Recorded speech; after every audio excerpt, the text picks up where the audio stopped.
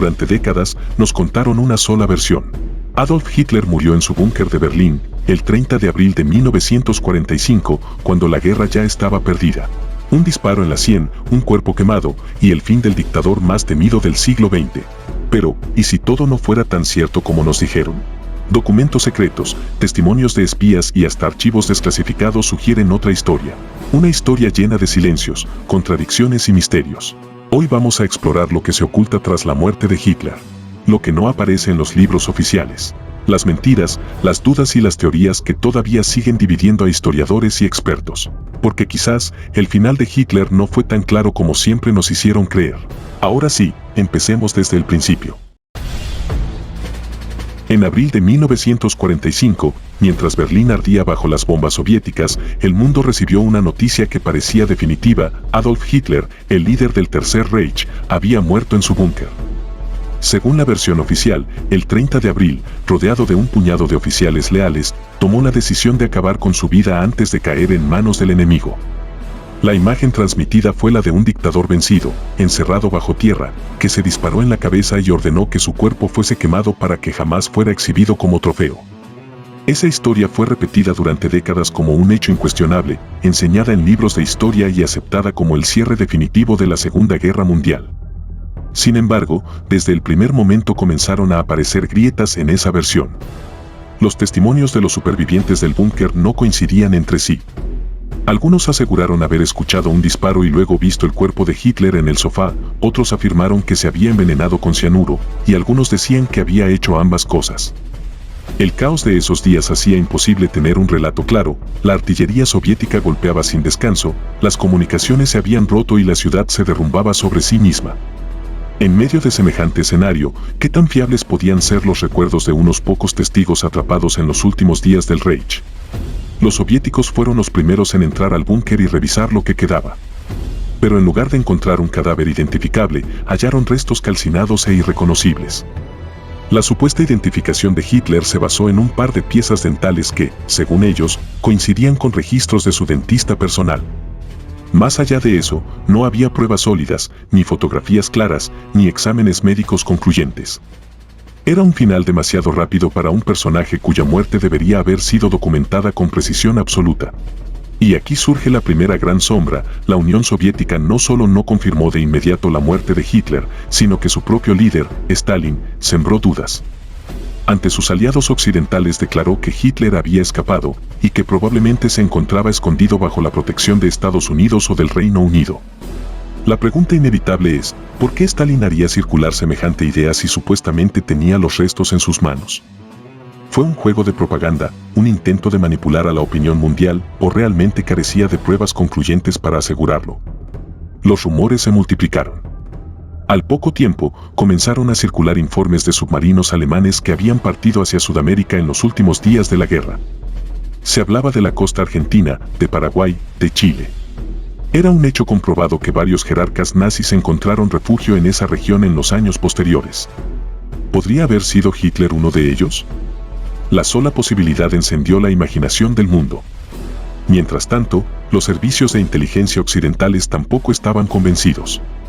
El FBI recibió múltiples reportes de avistamientos, desde un supuesto Hitler con barba en Colombia, hasta testimonios de diplomáticos que aseguraban haberlo visto en aldeas remotas de los Andes. La mayoría eran rumores sin pruebas sólidas, pero la insistencia y la variedad de los testimonios hacían que el tema nunca se cerrara del todo. Lo más inquietante era que incluso entre los propios alemanes que sobrevivieron en el búnker no había consenso. Unos decían haber visto claramente el cadáver, otros confesaban que jamás lo vieron, solo escucharon lo que ocurrió detrás de una puerta cerrada. Y hubo quienes afirmaban que el dictador había abandonado el lugar por pasajes secretos que conectaban con el exterior. Cada voz parecía contar una historia diferente, y en esa maraña de versiones, la verdad se diluía. Décadas después, los soviéticos afirmaron que todavía conservaban fragmentos de la mandíbula y del cráneo de Hitler. Sin embargo, cuando en los años 2000 esos restos fueron analizados científicamente, el resultado fue sorprendente: el fragmento de cráneo pertenecía en realidad a una mujer. ¿Cómo era posible que durante tanto tiempo se hubiera mostrado esa pieza como la prueba definitiva de su muerte? El desconcierto volvió a encender las dudas, y con él, las teorías de fuga. Así, La historia oficial sobre el final de Hitler se sostiene en pilares demasiado débiles, un disparo que nadie vio directamente, un cuerpo quemado hasta volverse irreconocible, cenizas esparcidas sin registro, y unos dientes que podrían o no haber pertenecido al dictador. ¿Es eso suficiente para dar por cerrado uno de los capítulos más importantes del siglo XX? ¿O fue simplemente la versión más conveniente para que el mundo pudiera dar vuelta a la página sin hacer más preguntas incómodas? El relato oficial afirma que Hitler murió en Berlín el 30 de abril de 1945. Pero las contradicciones, los rumores y las pruebas incompletas abren una puerta enorme a la especulación. En la siguiente parte exploraremos las teorías de fuga, desde los submarinos hacia Sudamérica hasta los archivos secretos que todavía hoy alimentan la duda sobre si realmente murió en aquel búnker. Tras repasar las inconsistencias de la versión oficial, surge la gran pregunta: si Hitler no murió en su búnker en Berlín, ¿a dónde fue? La teoría más extendida apunta a una fuga cuidadosamente planificada. Y no es descabellado pensarlo, en los últimos días de la guerra, varios submarinos alemanes salieron de Europa con rumbo desconocido. Algunos de ellos llegaron a Argentina, un país que ya entonces tenía fuertes simpatías hacia el régimen nazi y que se convirtió en refugio para muchos oficiales del Tercer Reich. Uno de los casos más famosos es el del submarino U-530, que apareció misteriosamente en la costa argentina en julio de 1945, 2 meses después de la rendición alemana. Sus tripulantes nunca explicaron de manera convincente qué habían hecho durante ese tiempo. Otro submarino, el U-977, también llegó a Argentina semanas más tarde, tras una travesía increíblemente larga bajo el agua. ¿Qué llevaban esos submarinos? ¿Solo marinos extraviados, o tal vez pasajeros muy especiales que no debían ser descubiertos? Los servicios de inteligencia de Estados Unidos tomaron muy en serio estas posibilidades. El FBI desclasificó documentos que muestran cómo durante años investigaron reportes sobre Hitler en Sudamérica. Se recibieron cartas, fotografías y testimonios que afirmaban haberlo visto en regiones de Argentina, Brasil, Paraguay e incluso en la selva amazónica. Muchos de esos reportes eran descartados por falta de pruebas, pero el simple hecho de que el FBI los archivara y los siguiera acumulando demuestra que, al menos, la duda existía en los niveles más altos de inteligencia. Argentina, en particular, era un terreno fértil para este tipo de historias. El gobierno de Juan Domingo Perón dio refugio a cientos de nazis que escaparon tras la guerra, entre ellos criminales de guerra muy buscados. Adolf Eichmann, uno de los arquitectos del Holocausto, vivió tranquilamente en Buenos Aires hasta que fue capturado por agentes israelíes en 1960. Josef Mengele, el médico de Auschwitz, también logró ocultarse durante años en Argentina, Paraguay y Brasil. Si estos hombres pudieron escapar y rehacer su vida en Sudamérica, ¿por qué no pensar que Hitler, el personaje más importante de todos, lo habría intentado también? Las teorías señalan que podría haber llegado primero a la Patagonia Argentina, una región aislada y poco vigilada en ese tiempo, con colonias alemanas establecidas desde antes de la guerra. Allí, según algunos relatos, habría encontrado refugio en estancias alejadas, con la ayuda de simpatizantes nazis que ya vivían en la zona. Otros rumores indican que habría viajado más al norte, hacia Paraguay, donde existía también una fuerte presencia alemana. Un detalle curioso es que en varias localidades sudamericanas circularon rumores persistentes de un hombre alemán misterioso, de baja estatura, con bigote recortado y escoltas. Algunos investigadores afirman que incluso hay fotografías que muestran a un hombre con un parecido sospechoso a Hitler, ya anciano, viviendo en Argentina en la década de 1950. Ninguna de esas imágenes ha sido confirmada, pero su mera existencia alimenta la leyenda. La historia se volvió aún más intrigante cuando en 2009, un equipo de investigadores estadounidenses analizó el fragmento de cráneo que los rusos habían presentado durante décadas como prueba de la muerte de Hitler.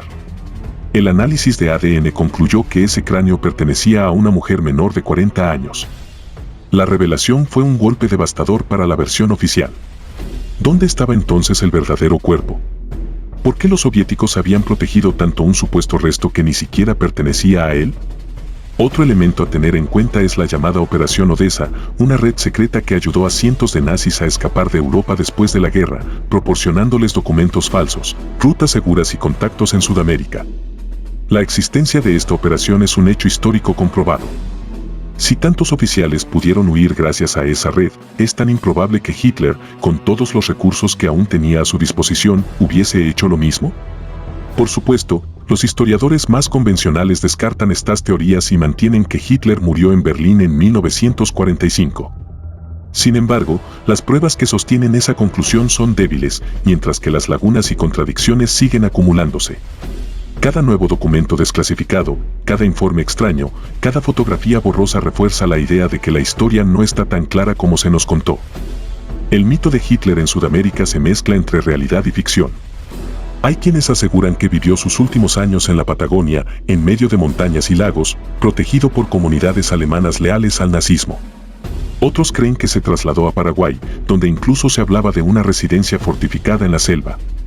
También circulan versiones de su muerte en Brasil en la década de 1970, bajo una identidad falsa. Ninguna de estas teorías se ha demostrado, pero tampoco se han descartado por completo. Con el paso de las décadas, la muerte de Hitler dejó de ser solo un episodio de la Segunda Guerra Mundial para convertirse en un enigma que todavía hoy despierta interés y polémica.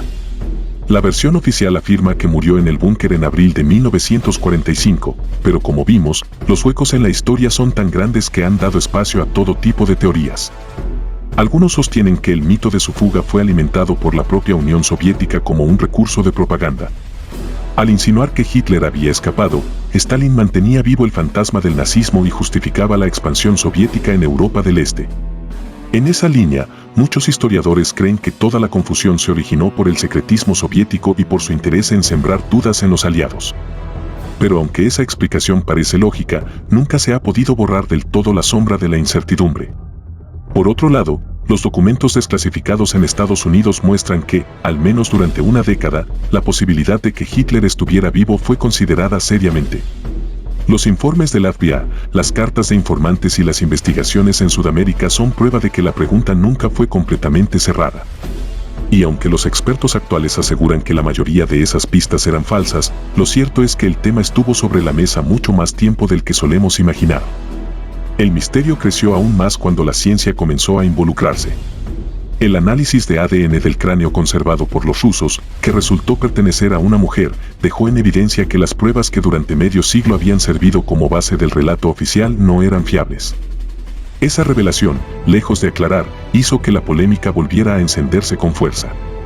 Y así llegamos al final de este recorrido por uno de los mayores enigmas de la Segunda Guerra Mundial, el verdadero destino de Adolf Hitler. Las teorías siguen vivas, las dudas permanecen, y quizás nunca tengamos una respuesta definitiva. Pero lo que sí es seguro, es que su figura marcó el rumbo del siglo XX y dejó cicatrices que aún perduran. Si este video te gustó, comparte en los comentarios cuál de las hipótesis consideras más creíble. ¿Crees que realmente murió en Berlín o logró escapar? Tu opinión es parte fundamental de esta conversación. Nos vemos en el próximo video.